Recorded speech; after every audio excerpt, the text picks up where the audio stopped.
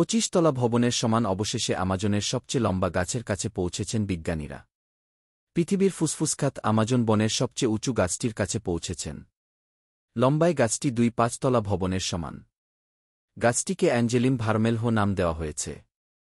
আর এর বৈজ্ঞানিক নাম ডিনিজিয়া এক্সেলসা।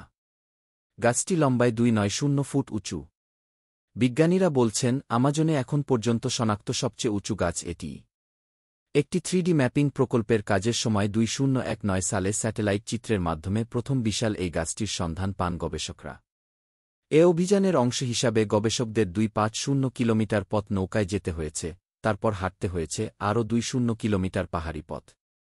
9 জনের দলের একজনকে অভিযানে বিষাক্ত একটি মাকড়সা কামড় দেয়।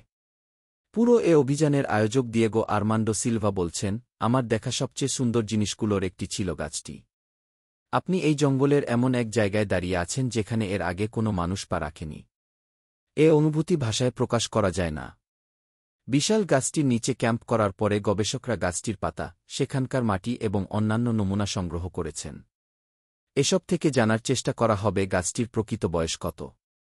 তবে ধারণা করা হচ্ছে গাছটির বয়স কমপক্ষে 400 থেকে 600 বছর হবে।